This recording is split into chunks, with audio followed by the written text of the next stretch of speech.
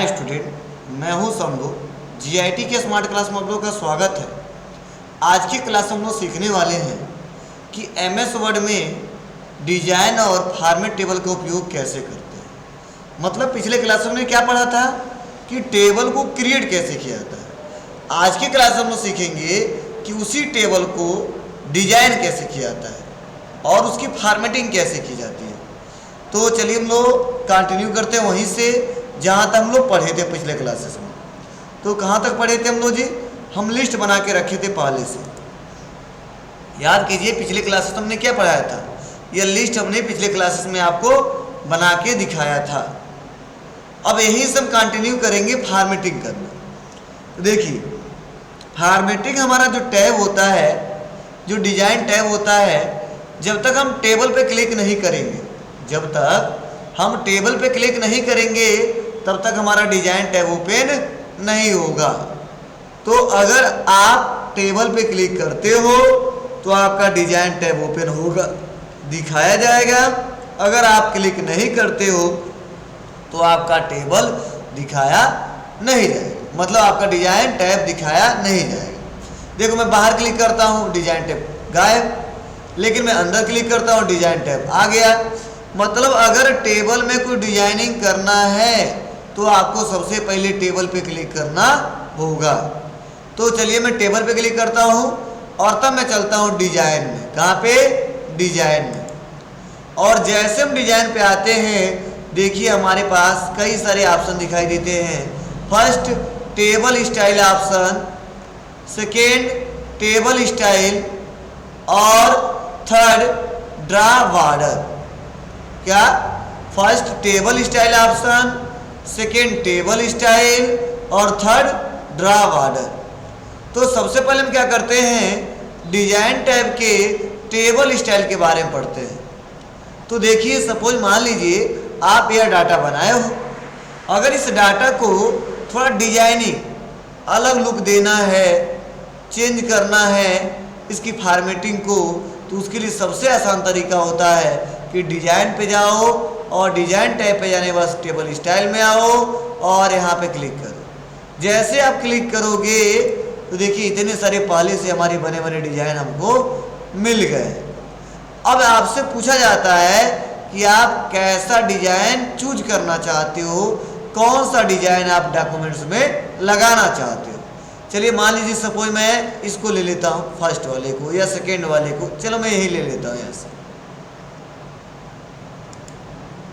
तो देखिए कुछ इस प्रकार का हमारा टेबल दिखाने लगा। अगर मुझे ये पसंद नहीं है फिर से क्लिक करूंगा, ऊपर जाऊंगा और यहाँ से ओके कर दूंगा। तो कुछ इस प्रकार का टेबल दिखने लगेगा और बहुत सारे टेबल की डिजाइनिंग है।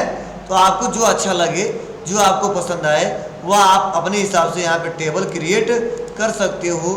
टेबल आप यहाँ पे बना सकते हो। देखो मैं यहाँ पे क्लिक कर दिया, कलर चेंज हो गया, फिर से यहाँ पे क्लिक कर दिया, फिर से यहाँ पे क्लिक कर दिया, फिर से यहाँ पे क्लिक कर दिया, फिर से यहाँ पे क्लिक कर दिया। मतलब आप अपने रिक्वायरमेंट के हिसाब से जैसा आपका रिक्वायरमेंट होगा वैसे आप लोग डाटा और मॉडिफाई कर सकते हो, टेबल में डिजाइनिंग कर सकते हो। तो हमने सीखा स्टाइल कैसे चेंज किया जाता है, मतलब बने बने टेबल का स्टाइल चेंज करना है तब आसानी तरीके से किए जा सकते हैं। नेक्स्ट इसी में देखिए हमारे पास एक और ऑप्शन है, मॉडिफाई टेबल स्टाइल। अगर मॉडिफाई करना है तो क्लिक कीजिए, ठीक है। और क्लिक करने के बाद से यहाँ पे देखिए कुछ इस प्रकार का इंटरफेस दिखाया जाएगा, ठीक है। और हमने जो अप्लाई किया, होल टेबल अप्लाई किया है।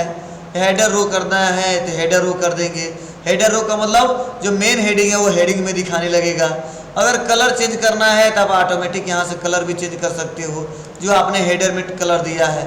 तो आप अपने रिक्वायरमेंट के हिसाब से जैसा चाहिए वैसा आप टेबल क्रिएट कर सकते हो। तो ये हमारा ये तरीका है, ऐसे हम टेबल क्रिएट कर दिए। और भी इसमें ऑप्शन है अगला, क्लियर। जैसे मान लीजिए मैंने जो टेबल बनाया है और जो मैंने फॉर्मेटिंग किया है उस फॉर्मेटिंग को मुझे नहीं रखना है, तो उस कंडीशन में क्या करते हैं, सबसे आसान तरीका है कि हम यहाँ पे जाएंगे टेबल स्टाइल में, और टेबल स्टाइल में जाने के बाद से यहाँ पे एक ऑप्शन दिखाई देगा क्लियर। क्लियर कर दें। तो जो भी हमारे टेबल है वो सारे के सारे टेबल गायब हो गए, मतलब नॉर्मल पोजीशन में हमारा टेक्स्ट या मैटर दिखाने लगा। अगर आप चाहते हो टेबल में रखना तो फिर से क्या करो, क्लिक करो, फिर से आपका टेबल में कन्वर्ट होके आ जाएगा। लेकिन अगर आपने डाटा टेबल में बना दिया है और लास्ट में आप टेबल को हटा देना चाहते हो, क्लियर कर देना चाहते हो, तो इसके लिए हम क्लियर ऑप्शन का यूज करते हैं। जैसे क्लियर ऑप्शन पे क्लिक करेंगे तो कुछ इस प्रकार का इंटरफेस हमारे सामने देखने को मिलेगा। तो आप आसानी तरीके से कर सकते हो कि कैसे हम लोग टेबल में टेबल का स्टाइल कैसे चेंज किया जाता है। आगे देखिए, इसी में ऑप्शन है, मैं मान लो यहाँ पे टेबल का स्टाइल यहाँ पे चेंज कर लिया। इसी में हमारा ऑप्शन है, देखो हेडर रो। क्या है? Header row.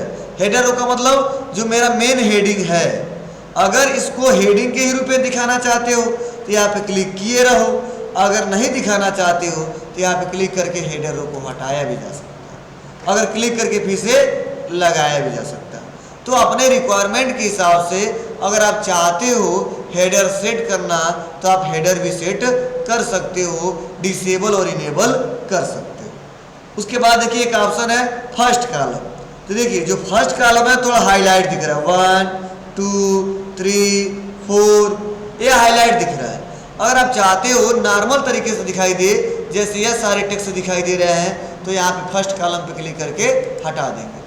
अब जैसे फर्स्ट कॉलम पे क्लिक करेंगे, देखिए नॉर्मल तरीके से दिखाने लगा 1 2 3 4। लेकिन अगर फर्स्ट कॉलम पे जैसे क्लिक करते हैं तो थोड़ा हेडिंग के रूप में दिख रहा है 1 2 3 4। मतलब बताने की कोशिश मैं यह कर रहा हूँ कि अगर आप चाहते हो कि हेडर को इनेबल करना या फर्स्ट कॉलम को इनेबल करना तो वो भी किया जा सकता है, अगर हाइड करना चाहते हो तो भी किया जा सकता है। बस आप अगर हाइड करना है तो चेक मार्क को हटा देना, यहाँ से हाइड करना, चेक मार्क को हटा देना। तो आप आसानी तरीके से इन दोनों का इस्तेमाल करके देख सकते हो। तो हमने सीखा क्या कि टेबल स्टाइल ऑप्शन और टेबल स्टाइल। उसी में देखिए टोटल रो लास्ट कॉलम। अगर टोटल रो पे क्लिक कर देते हैं तो जो हमारा फर्स्ट वाला है, जो लास्ट वाला है, उसमें देखिए हमारा फर्स्ट जो हेडर है और जो हमारा लास्ट हेडर है, दोनों में देखिए रो बन के चला आया। लास्ट कॉलम, तो लास्ट कॉलम पे क्लिक करेंगे तो लास्ट कॉलम हाईलाइट हो जाएगा।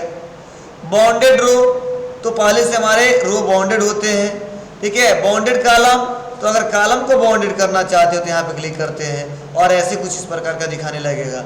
मतलब एक गैप करके दूसरा, फिर से दूसरा गैप करके, मतलब पहले को छोड़ के दूसरे में आ जाएगा, फिर से दूसरे को छोड़ के चौथे में आ जाएगा। मतलब पहला नहीं दूसरे में हमारा आएगा, तीसरा नहीं चौथे में आएगा। क्या मतलब? अगर आप ऐसे कुछ इस प्रकार का दिखाना चाहते हो सेपेज के रूप में, फॉर्मेटिंग और चेंज करना चाहते हो तो बाउंडेड कॉलम का भी इस्तेमाल कर सकते हैं और बाउंडेड रो का भी इस्तेमाल कर सकते हैं। अगर बाउंडेड रो पे क्लिक करेंगे तो जितने हमारे बाउंडेड दिखाए जा रहे हैं, रो में हाईलाइट करके दिखाए जा रहे हैं, वो शो होंगे।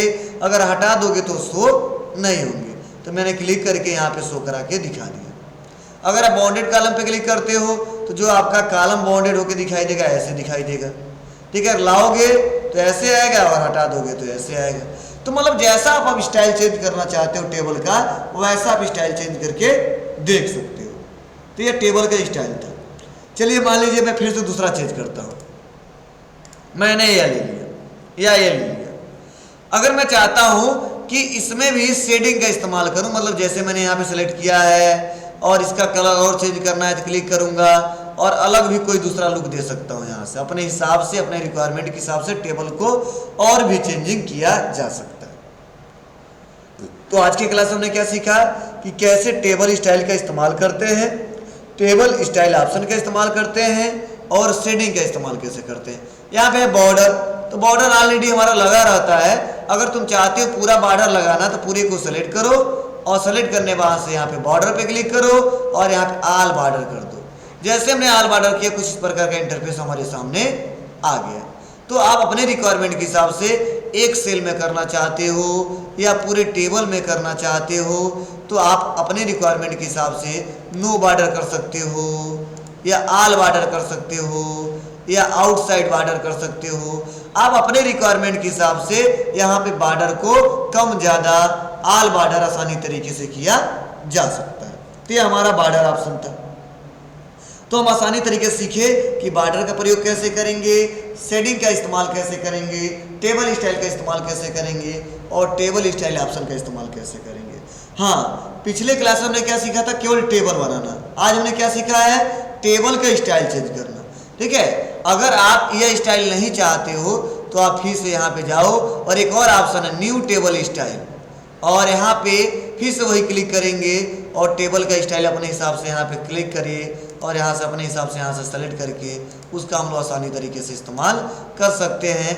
बहुत सारे हमारे पास देखिए स्टाइल बेस्ड ऑन, यहाँ पे क्लिक करेंगे तो बहुत सारे स्टाइल दिए हैं। आप बस क्लिक करो और क्लिक करने के बाद अपने हिसाब से, रिक्वायरमेंट के हिसाब से, प्रोफेशनल, नॉर्मल कैसे बनाना चाहते हो आप अपने रिक्वायरमेंट के हिसाब से बना सकते हो।